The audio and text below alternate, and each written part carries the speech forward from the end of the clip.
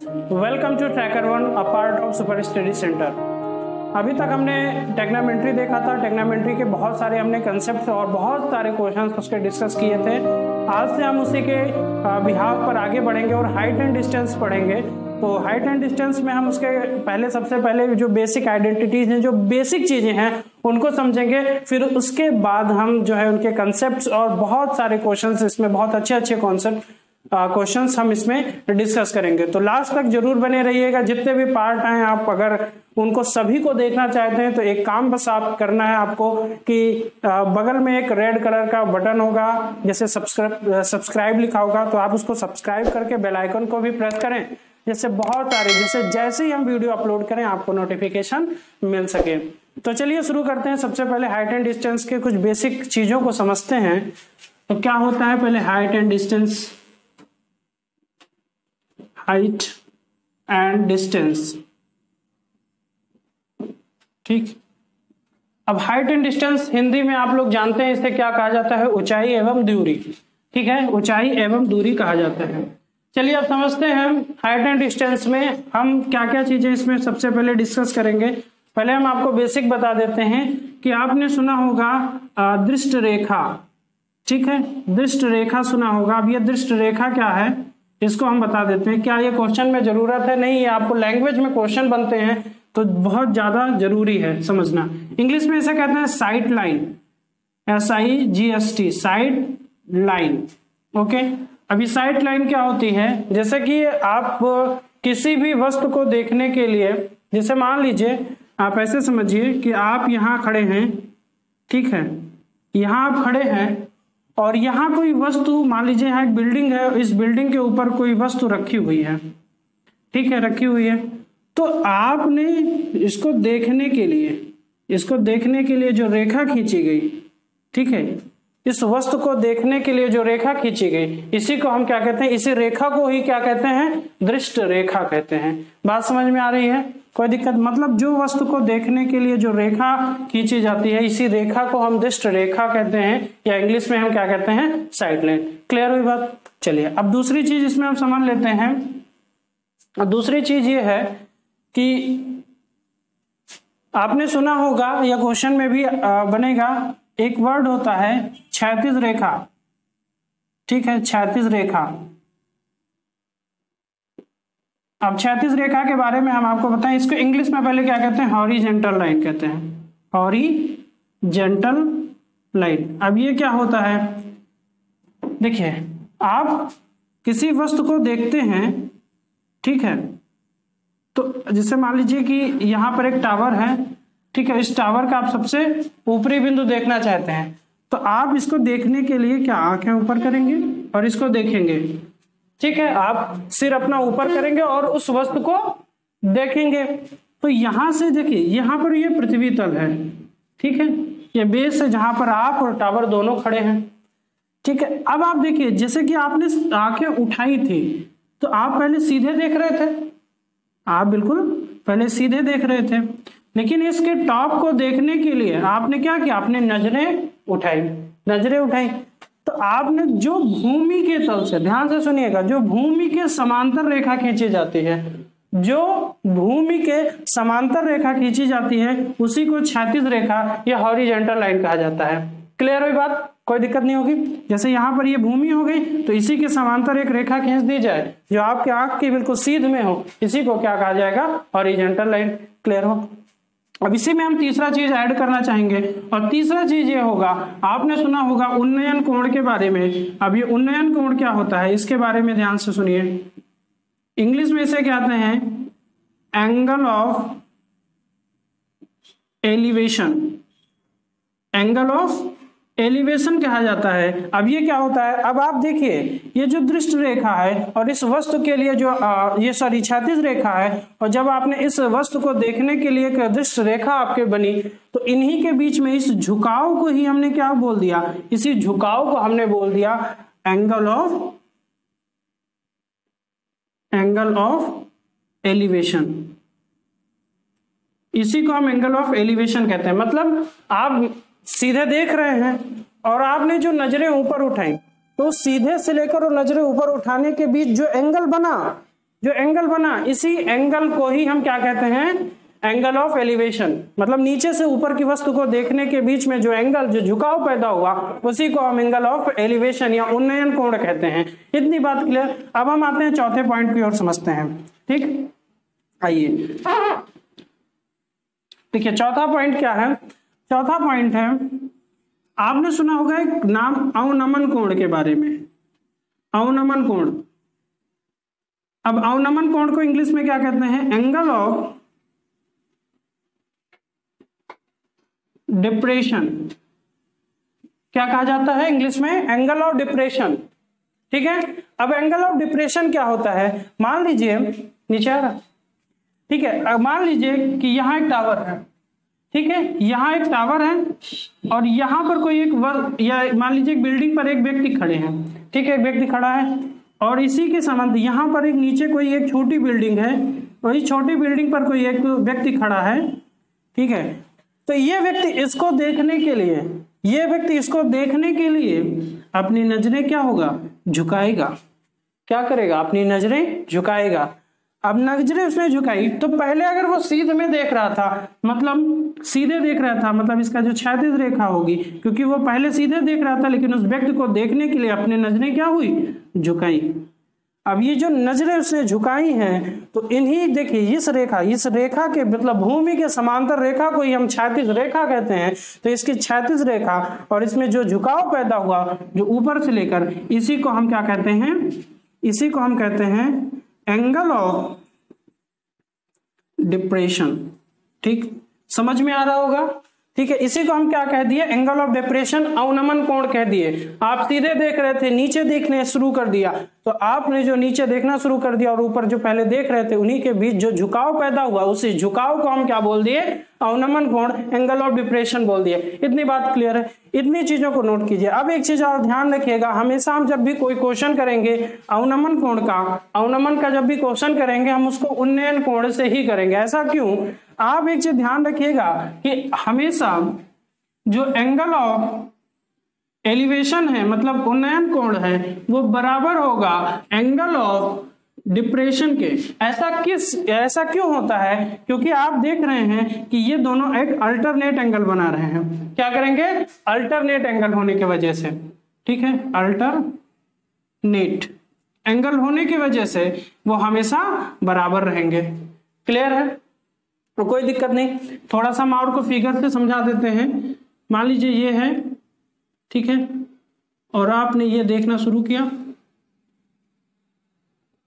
ठीक, तो यहां से देखिए ये जो एंगल बनेगा, ये जो एंगल बनेगा, तो यहां पर जो एंगल बनेगा थीटा, वही एंगल यहां बनेगा, क्योंकि ये क्या होंगे, अल्टरनेट एंगल होंगे। समझ रहे हैं, यही क्या होता है, अल्टरनेट एंगल होता है। आपने जो है जब हम आपको पढ़ाएंगे angle and line and angles, तो वहां पर और अच्छे से इसको समझाएंगे। बस इतनी बात को ध्यान रखिए, क्योंकि ये क्या है, एक जेड आकार की आकृति बने, वहां पर समझ जाइएगा कि वहां पर एंगल और अल्टरनेट एंगल बनेंगे। ये इतनी बात क्लियर है। तो हमेशा जब भी हम एंगल ऑफ डिप्रेशन मतलब अवनमन कोण की बात किया जाएगा, हम उसको किसमें सॉल्व कर सकते हैं, एंगल ऑफ एलिवेशन में। कोई दिक्कत नहीं होगी, क्योंकि इसको सॉल्व करना थोड़ा आसान होता है। ठीक है, इतनी बात क्लियर, इसको समझना भी आसान होता है। अब आगे हम बढ़ते हैं। इतनी चीजें अगर आपको समझ में आ गई हैं तो लाइक करना ना भूलें। अब आइए, अब हम समझते हैं, कुछ कंसेप्ट की ओर बढ़ते हैं। उस कंसेप्ट को कैसे यूज करना है, बहुत अच्छा कंसेप्ट है। आपको कोई फार्मूला भी रटना नहीं पड़ेगा और ना ही बस आप देखते ही क्वेश्चन को सॉल्व कर सकते हैं। वो कैसे, बस कंसेप्ट को देखिए कि कॉन्सेप्ट क्या है। ठीक है, कंसेप्ट। अब कंसेप्ट क्या है, पहला कंसेप्ट आप ध्यान रखिएगा। हमेशा देखिए, एक चीज आपको हम बता दें कि हाइट एंड डिस्टेंस या ट्रिग्नोमेट्री आप पढ़ें तो उसमें आपने सिर्फ कौन से टाइप ऑफ ट्रायंगल का यूज किया, आपने टाइप ऑफ ट्रायंगल में यूज किया था राइट एंगल ट्रायंगल। ठीक है, ठीक है, right angle triangle, right angle triangle का इस्तेमाल आपने किया था। तो हम इसमें भी राइट एंगल ट्रायंगल का ही इस्तेमाल करते हैं। और आपके एग्जाम में बेसिकली कौन कौन से एंगल्स बनते हैं वो भी ध्यान रखिएगा। आपसे 30 डिग्री, 45 डिग्री और 60 डिग्री का ही 3 से रिलेटेड ही क्वेश्चन पूछा जाता है।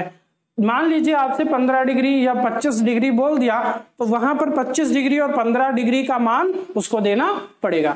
क्लियर है बात? चलिए अब हम आते हैं कंसेप्ट की ओर। कंसेप्ट में पहला कंसेप्ट ये है, देखिए सारी चीजें आप जो है राइट एंगल ट्रायंगल के बारे में जानते हैं, मैं फिर से समझा देता हूं। मान लीजिए कि ये आपके पास एबीसी एक राइट एंगल ट्रायंगल है, ठीक है, ये जानते हैं ये 90 डिग्री होता है, और इसी के सामने की भुजा को हम क्या कहते हैं? कर्ण कहते हैं, इंग्लिश में क्या कहते हैं? हाइपोटेनियस कहते हैं। क्लियर हुई बात? और ये एसी रेखा के सामने की भुजा को हम क्या कहते हैं? एसी के सामने मतलब इस एंगल के सामने की भुजा को हम क्या कहते हैं? इसको हम लंब कहते हैं, परपेंडिकुलर। ए बी किस पे लंब है? बीसी पर लंब है, आप ऐसा बताओगे। और इसको आधार कहा जाता है, बेस। इतनी बात क्लियर, कोई दिक्कत नहीं होगी। चलिए ये सारी चीजें आप जानते हैं। अब आइए हम इसके कंसेप्ट में पहला कंसेप्ट क्या देखेंगे उसको देखिए। देखिए यहाँ चीज समझिए, मान लीजिए ये एंगल जो इनके बीच झुकाव है वो 30 डिग्री का है। कितने डिग्री का है? 30 डिग्री। और आप जानते हो कि जो ट्रायंगल होता है इनके तीनों एंगल्स का सम कितना होता है? 180 डिग्री होता है। तीनों का कितना होता है? 180 डिग्री होता है सम।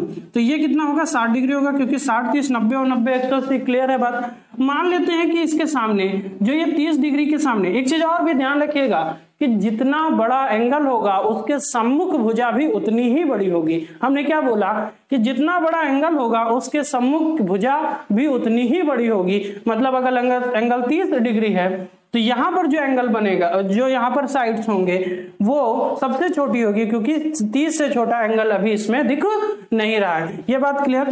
तो यहाँ पर ये 30 है, मान लीजिए इसके सामने 1 यूनिट है, ठीक है, तो ये 60 के सामने की भुजा कितनी बड़ी हो जाएगी? तो आप कहोगे सर ये 30 है, यहाँ 1 होगा, तो ये मत सोच लीजिएगा ये 30 है तो 1 है, ये 60 होगा तो 2 होगा। जी नहीं नहीं नहीं, यहाँ पर राइट एंगल ट्रायंगल के साथ पाइथागोरस थ्योरम को भी ध्यान रखना है, और ऐसे भी चीज को अभी हम इसको प्रूव भी करेंगे कि कैसे यहाँ पर 2 नहीं आता है। देखिए यहाँ पर अगर 1 है तो आप हमेशा ध्यान रखिएगा कि यहाँ 3 यूनिट होगा। कितना होगा? √3 यूनिट होगा। अभी हम इसको भी बताएंगे ऐसा क्यों होता है। अब आइए यहाँ 1 यूनिट, तो यहाँ √3 यूनिट, मतलब यहाँ 60, यहाँ 30 के सामने 1 तो 60 के सामने √3, और 90 के सामने कितना? 2 यूनिट। समझ गए? ये पहला कंसेप्ट है। अब ये ऐसा क्यों आता है, अभी हमको क्वेश्चंस में भी इसको करके दिखाएंगे तो और अच्छे से समझ में आएगा। पहले यहाँ समझिए कि ऐसा कैसा हुआ। मान लीजिए कि हम मान लेते हैं, देखिए हम इसमें जो है बेसिकली सबसे ज्यादा कौन से ट्रिग्नोमेट्रिक रेशियो का इस्तेमाल करते हैं? हम tan का इस्तेमाल करते हैं। ज्यादातर हाइट एंड डिस्टेंस में हम ट्रिग्नोमेट्रिक रेशियो में tan रेशियो का ही इस्तेमाल करते हैं। ऐसा इसलिए क्योंकि इसमें ज्यादातर जो पोर्शन होता है वो कवर किया जाता है, वो उसके जो है बेस और हाइपोटेनियस मतलब ऊंचाई और आधार को लेकर ही तय किया जाता है, क्योंकि नाम ही है हाइट हो गया और डिस्टेंस हो गया, इसीलिए इन दोनों को इसी में tan का इस्तेमाल हम करते हैं। क्लियर हुई बात? अब मान लेते हैं कि यहाँ 30 डिग्री बन रहा था तो हम यहाँ लिख देंगे tan 30, ठीक है। अब मान लीजिए कि ये हमको वैल्यू नहीं पता, हम इसको x मान लेते हैं। अभी तक इसको छोड़िए, अभी हम इसको प्रूव करना चाहते हैं कि √3 यूनिट आया कैसे। बस ये हमको ध्यान रखना कि ये 1 यूनिट है। कितना यूनिट है? 1 यूनिट है। आप समझिएगा बात को, ठीक है।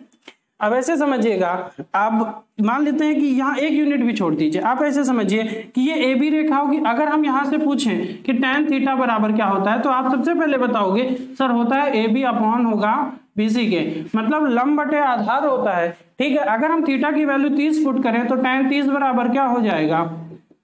तो आप बताओगे कि ये हो जाएगा 1/√3, 1/√3।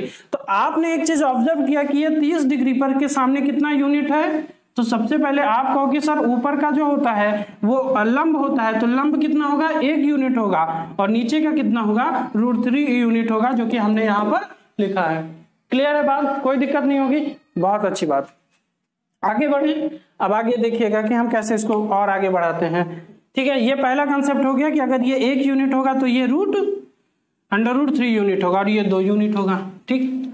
अब ये 2 कैसे आया? आप पाइथागोरस प्रमेय लगाकर इसको भी कर सकते हैं। अब दूसरा देखते हैं। देखिए दूसरा क्या होगा। देखिए दूसरा कंसेप्ट ये है कि एक राइट एंगल ट्रायंगल ऐसे बना हो, बस आपको डायरेक्ट क्वेश्चन में इसको करना है, कहीं और कुछ सोचना नहीं है। ये 90 होगा, ये ABC। आप कॉपी पेन लेकर जरूर बैठा करें, क्योंकि कॉन्सेप्ट सीख जाएंगे तो क्वेश्चन भी सॉल्व हो जाएगा जल्दी। ये मान लेते हैं कि झुकाव के बीच 60 है, तो ये कितना होगा? 30 होगा, क्लियर है? ये 60 है, ये 30 है। तो मान लेते हैं कि इसके सामने की जो भुजा होगी, ठीक है, वो इसके सामने की भुजा मान लेते हैं 1 यूनिट। अब हो गई यहाँ 1 यूनिट, ठीक है। तो इसके सामने कितना होगा? तो आप कहोगे 1/√3 यूनिट। क्लियर है?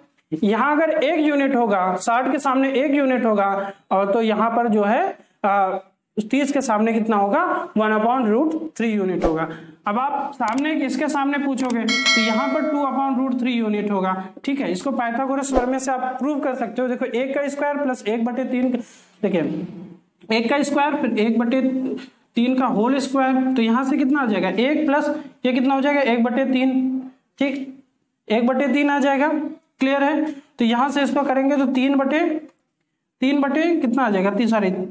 4/3 आ जाएगा। और 4/3 अगर इस देखिए अभी यहाँ पर क्या आया है? स्क्वायर में आया है। अगर अंडर रूट लगाएंगे तो ये 2/√3 हो जाएगा। क्लियर है? आप पाइथागोरस प्रमेय से उसको प्रूव कर सकते हैं और मान निकाल सकते हैं, उसका कोई इशू नहीं है। क्लियर हुई बात? ठीक, कि मान लीजिए 60 के सामने 1 यूनिट है, तो यह उसके सामने की भुजा क्या हो जाएगी? आप तुरंत देखोगे 60 है तो ऊपर वाला 30 होगा, 30 होगा तो यहाँ पर 1 यूनिट है, यहाँ 1/√3 यूनिट हो जाएगा। आप डायरेक्ट आंसर करोगे। अभी हम क्वेश्चंस भी कराएंगे तो आप उसको और अच्छे से समझ लीजिएगा। देखिए तीसरा कंसेप्ट क्या कहता है, थोड़ा इसी से रिलेटेड है, 60 और 30 से रिलेटेड है। यहाँ 60, ये 90, तो आप ये ऑटोमेटिक 30, ये A, ये B और ये C, ठीक है। अब ध्यान से देखिए, मान लीजिए ये जो है √3 यूनिट है, तो ये कितना होगा? ये 1 यूनिट होगा। ये अगर जो 60 के सामने है वो √3 यूनिट है, तो ये 1 होगा, और 90 के सामने 2 यूनिट होगा। क्लियर है? अब यूनिट क्यों लिख रहे हैं? कोई इकाई हो सकती है, किलोमीटर हो सकता है, मीटर हो सकता है, ठीक है, इंचेस हो सकता है, वो कुछ भी हो सकता है, उससे हमको नहीं, ठीक है। ये तीसरा हो गया कॉन्सेप्ट। अब आइए हम चौथे कॉन्सेप्ट की ओर बढ़ते हैं, ठीक है। चौथा कॉन्सेप्ट, बस ये आखिरी कॉन्सेप्ट है, 4 ही कॉन्सेप्ट इसमें मेनली बनते हैं, ठीक है। अगर क्वेश्चन में आगे और मिलते जाएंगे तो हम आपको बताते जाएंगे। ये 90 हो गया, ठीक है। अगर यहाँ मान लीजिए 45 है, तो यहाँ भी कितना होगा? 45 होगा। क्लियर है? क्योंकि 45, 45, 90 और 90 180। क्लियर हुआ? अगर मान लीजिए इसके सामने 1 यूनिट है, ठीक है, तो इसके सामने भी 1 ही यूनिट होगा। आप कहोगे ऐसा क्यों? ऐसा इसलिए होगा क्योंकि देखिए एंगल हमने क्या बताया कि जितना बड़ा एंगल उसके सम्मुख भुजा भी उतनी बड़ी। तो अगर एंगल बराबर है तो उनके सामने वाली भुजा भी तो उतनी बड़ी होगी। बात क्लियर है? तो ये 1 यूनिट, ये 1 यूनिट, तो ये कितना हो जाएगा? √2 यूनिट। क्लियर है?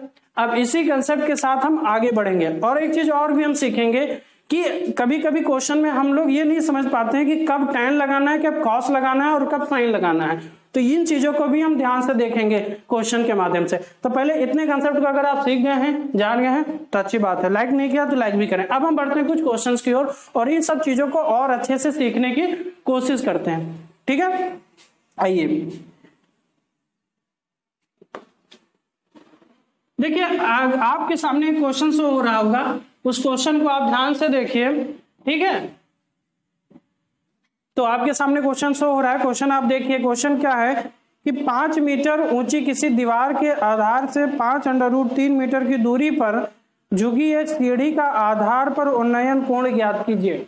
देखिए क्वेश्चन क्या है, बहुत ध्यान से समझिए। क्वेश्चन क्या कह रहा है? कहा गया कि एक 5 मीटर ऊंची दीवार है, तो ये वॉल हो गया, ठीक है, वॉल है और कितना है? 5 मीटर ऊंचा है, ठीक है। और इस पर एक सीढ़ी खड़ी हुई है, ये ठीक है, ये लैडर हो गया, सीढ़ी, ठीक है, ये सीढ़ी हो गया। अब ये सीढ़ी पर, ठीक है, सीढ़ी, ठीक है, यहां से एक लैडर लगा हुआ, एक सीढ़ी हो गया। और फिर उसके बाद देखिए ये बेस होगा जहां पर ये दोनों दीवार और ये लैडर दोनों खड़े होंगे, ठीक है, ये आधार हो जाएगा, ठीक। क्लियर है बात? और आपसे बताया गया कि ये 5 यूनिट है, मान लेते हैं, इसको ट्रायंगल बनाकर समझाते हैं ABC, ठीक है। अभी कंसेप्ट को हम इसको अप्लाई करके यहाँ बताएंगे कि कैसे कंसेप्ट अप्लाई किया जाता है। अब आपसे कहा गया कि दीवार के आधार से, आधार बोला गया, आप सीख गए, समझ गए कि आधार क्या होता है, ये होता है, ठीक। तो ये कितना दिया गया है? 5√3 मीटर। क्लियर है? अब आपसे पूछा गया है कि झुकी सीढ़ी का आधार पर उन्नयन कोण, मतलब ये एंगल आपको बताना है। उन्नयन कोण मतलब एंगल ऑफ एलिवेशन बताना है, ये एंगल आपको बताना है। मान लेते हैं ये थीटा है, थीटा हो गया। अब आप क्या लगाओगे, यहाँ 5 है तो यहाँ 5√3। अभी आपने सीखा था, क्या पहला ही कॉन्सेप्ट था, पहला कॉन्सेप्ट क्या कहता था कि ये अगर ये 30 होगा और इसके सामने 1 यूनिट होगा तो ये वाला जो होगा, क्योंकि ये 60 एंगल होगा तो इसके सामने √3 यूनिट होगा। ये तो आपने सीखा था। क्या इसका लैडर की कोई जरूरत है? नहीं, इस क्वेश्चन में कोई जरूरत नहीं है। सिर्फ आपको एंगल निकालने के लिए आप क्या करोगे, ये 5 है तो यहाँ पर जो है डेफिनेटली कितना बनेगा, क्योंकि यहाँ √3 आ रहा है, मतलब ये √3 का मतलब √3 से वो मल्टीप्लाई में है, ये बात समझिएगा। ठीक है, तो यहाँ पर आप डायरेक्टली कह सकते हो कि कितना एंगल होगा, 30 एंगल होगा, क्योंकि 30 होगा तो ये 5 होगा तो ये कितना हो जाएगा, 5√3 हो जाएगा। क्यों? क्योंकि ये 60 होगा। अब आइए हम थोड़ा बेसिक अप्रोच से भी सीख लेते हैं। ये थोड़ा हो गया, अभी आप चीजें नहीं समझ पा रहे होंगे, पहले बेसिक से समझते हैं। 30 एंगल आएगा, ये क्लियर है, आपका आंसर भी 30 होगा, ये भी क्लियर है, लेकिन कैसे होगा उन चीजों को भी हम थोड़ा और अच्छे से समझ लेते हैं। देखिए हम क्या करेंगे, हमने क्या कहा था कि ये जो है हमने कितना माना है, मतलब ये एंगल हमने कितना माना है, थीटा माना है। तो आप डायरेक्टली यहाँ क्या लगाओगे, क्योंकि यहाँ पर बेस और हाइट की ही बात हो रही है, यहाँ पर कर्ड हाइपोटेनियस की बात हो नहीं रही, मतलब tan लगेगा। अब यहाँ से समझिए कि हम कब tan लगाते हैं और कब sin लगाएंगे और कब cos लगाएंगे, ये भी समझिएगा। अब ये हम थीटा माने तो tan थीटा बराबर क्या हो जाएगा। अब आप बताओगे ये AB बटे BC, AB बटे BC, AB क्या है, हाइट है, और BC क्या है, आधार है, मतलब लंब बटे आधार हो गया। ये 5 यूनिट हो गया और ये कितना है, 5/√3 यूनिट हो गया। क्लियर है बात, कोई दिक्कत नहीं। 5 से 5 कैंसिल आउट हो गया, बचा क्या, तो आप बताओगे tan थीटा बराबर 1/√3 बचा। 1/√3 क्या, थीटा की वैल्यू क्या होगी, आप डायरेक्ट कहोगे tan theta equal to tan, किसका मान 1/√3 होता है, आप कहोगे 30 डिग्री का। थीटा बराबर कितना आ गया, 30 डिग्री आ गया, और यही इस क्वेश्चन का आंसर हो गया।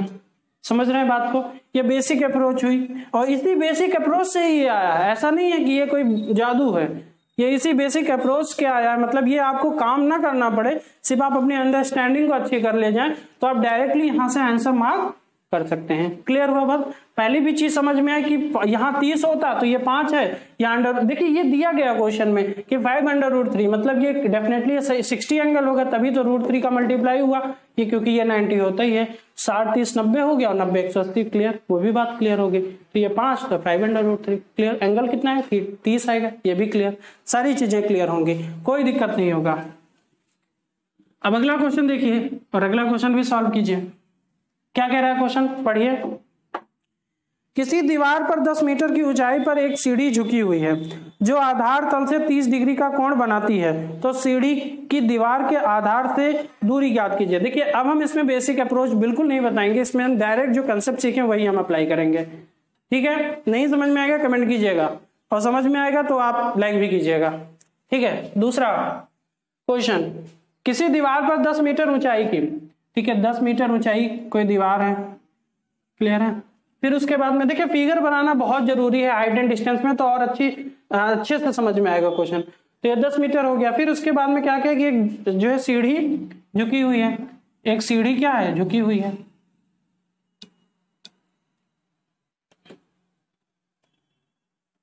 ठीक है, एक सीढ़ी झुकी हुई है। अब ये आधार होगा जहां पर सीढ़ी और दीवार दोनों खड़े होंगे, और ये सीढ़ी जो है इससे कितना एंगल बना रही है, 30 डिग्री, जो कि क्वेश्चन में गिवन है, दिख रहा है 30 डिग्री। ठीक है, अब ये 30 डिग्री पर झुकी हुई है, हम मान लेते हैं एक राइट एंगल ट्रायंगल बना ABC। अब आपसे पूछा गया है कि आप आधार की दूरी ज्ञात कीजिए, मतलब BC आपको बताना है, ये क्या होगा, ये आपसे ज्ञात करना है। अब आप डायरेक्ट कहोगे कि ये 30 के सामने 10 है तो यहाँ डेफिनेटली 60 बनेगा, और 60 के सामने क्या हो जाता है, √3 से मल्टीप्लाई, तो जो यहाँ पर होगा उसी से मल्टीप्लाई, मतलब 10√3 हो जाएगा। क्लियर हुआ, कितना आसान है। बस आप क्वेश्चन, आपको यहाँ पर जो है फिगर भी बनाना नहीं पड़ेगा, जब छोटे छोटे क्वेश्चन होंगे आप सेकंडों में उसका आंसर करोगे, क्वेश्चन पढ़ा आंसर आ गया। ठीक है, तो यहां से क्या आंसर आएगा, 10√3। कैसे आएगा, आप कीजिए जो अभी हमने बेसिक समझाया है, बेसिक से भी ये क्वेश्चन बताया उसी से आप कीजिएगा, वहां से इसका आंसर 10√3 ही आएगा। क्लियर है, इसका आंसर भी क्या आ जाएगा, 10√3, ऑप्शन में आपको दिख रहा होगा जो सही होगा। ठीक है, क्लियर है। अब बढ़ते हैं हम अगले क्वेश्चन की ओर, जो क्वेश्चन नंबर 3 है। क्वेश्चन नंबर 3 क्या कह रहा है, ये बहुत अच्छा क्वेश्चन है, आराम से पढ़िएगा। कहा गया कि किसी नदी के 2 समांतर किनारे हैं। ठीक है, जितना क्वेश्चन पढ़ा गया उतना ही हम कर लेते हैं तीसरा क्वेश्चन, ठीक है, कि ये नदी के दो समांतर किनारे हैं, ठीक है, दो समांतर किनारे हैं। अब कहा गया कि किसी किनारे से 45 डिग्री के कोण पर तैरते हुए 20 मीटर की दूरी पार करने पर दूसरे किनारे पर पहुंच जाता है। मतलब एक व्यक्ति है जो मान लेते हैं कि वो इस किनारे पर है, इस किनारे पर वो तैर रहा है और वहां से वो तैरना शुरू किया और 45 डिग्री पर वो तैरते हुए वो इस किनारे से छोड़ इस किनारे पर पहुंच गया। क्लियर है? वो यहां तैर रहा था लेकिन वो 45 डिग्री से, ठीक है, 45 डिग्री से तैरते हुआ कितना दूर चला है? वो 20 मीटर चला है। तो ये 20 मीटर का हो गया। और कितना एंगल बनाया? 45 डिग्री पर, मतलब ये 45 होगा। ठीक, क्लियर है बात? देखिए यहां एंगल बन रहा है, मतलब ये डेफिनेटली क्या होगा? आधार होगा। समझ में आ गया? ये हमारा क्या हो जाएगा? ये हमारा तब लंब हो जाएगा। ये भी समझ में आया? क्वेश्चन को पढ़ते ही और बनाते ही समझ में आ गया कि सारी चीजें क्या होंगी। अब ये 20 मीटर है, यहाँ 45 डिग्री है। अब हमको क्या बताना है? हमको बताना है कि किनारों के बीच की दूरी, मतलब ये आपको बताना है कि ये कितना होगा। अब ये क्वेश्चन करने के लिए क्या हम यहाँ tan लगा सकते हैं? बिल्कुल नहीं लगा सकते। क्यों नहीं लगा सकते? क्योंकि यहाँ देख रहे हैं एक तिरछी रेखा, और तिरछी रेखा क्या होती है? राइट एंगल ट्रायंगल में कर्ण होती है। कर्ण का कोई मतलब tan से होता नहीं है, तो डेफिनेटली हम यहाँ तो tan लगा ही नहीं सकते। तो लगा क्या सकते हैं? अब सोचिए कि हमको बेस से कोई काम नहीं, हमको ये चाहिए। क्या चाहिए? हमको इन किनारों से इस किनारे के बीच की दूरी चाहिए। मतलब इस आधार पर यहाँ पर ये क्या है? दूरी, लंब है। क्लियर हो गई? अब अगर ये लंब है और ये कर्ण है तो हम सिर्फ एक ही चीज लगा सकते हैं, वो क्या होगा? साइन होगा। क्लियर है? तो हम यहाँ से लिखेंगे साइन। पहले हम तो ये देख लेते हैं साइन कितने डिग्री का मान है? यहाँ 45, तो यहाँ 45 रख देंगे। क्या होता है? ये हमने क्या माना? मान लेते हैं हम इसको x मान लेते हैं, ठीक है, ये x हो गया। तो यहाँ क्या हो जाएगा? लंब बटे कर्ण। कर्ण कितना? 20। क्लियर है बात? कोई दिक्कत नहीं। अब बस साइन 45 का मान 1/√2 equal to x upon 20, cross multiplication इसका इससे तो हो जाएगा 20 बराबर √2x। ठीक है, x बराबर क्या आ जाएगा? इंप्लाइज दैट x बराबर क्या आ जाएगा? 20/√2। ये शोभनीय नहीं है, ऐसा मान शोभनीय नहीं होता, इसलिए इसको शोभनीय बनाने के लिए √2 से डिवाइड और मल्टीप्लाई कर देंगे। ठीक, यहां से देखिए कितना आ जाएगा? 20/√2 और ये √2 मल्टीप्लाई करके क्या हो जाएगा? 2, और ये 2 से कितना? 10 हो जाएगा। डायरेक्टली यहां से क्या आ जाएगा? 10/√2। अब 10/√2 जो है ऑप्शन में गिवन नहीं है, पॉइंट्स में मान दिया गया, मतलब √2 का मान रखना पड़ेगा। √2 का मान क्या होता है? जो भी होता है आप कमेंट करके बताइए और आंसर फाइंड कर लीजिए। आंसर क्या होगा? चलिए हम बता देते हैं। आप लोग कहोगे सर जी आधा अधूरा बताकर चले जाते हैं। चलिए आइए समझ लेते हैं। √2 का मान पहले क्या होता है? 1.414। ठीक है, ये होता है। ठीक है, ये होता है, समझिएगा बात। अब √2 का मान यहाँ रख देते हैं, तो x की वैल्यू क्या आ जाएगी? 10 × 1.414। डायरेक्टली सॉल्व करेंगे तो 14.14 मीटर आ जाएगा, जो कि x की वैल्यू है, और यही हमको ज्ञात करना था। कितना आया? 14.14 मीटर। और यही इस क्वेश्चन का आंसर है, जो कि सी ऑप्शन में दिख रहा है। दिख रहा है ना? हाँ, दिख रहा होगा। अच्छे विद्यार्थी आप। देखिए अब हम बढ़ते हैं एक बहुत ही अच्छे क्वेश्चन की ओर। ठीक है, तो समझ में आया? इसको नोट करें, तब तक अगला क्वेश्चन आपके स्क्रीन पर शो हो रहा है। ठीक, पढ़िए उसको, कीजिए उसको।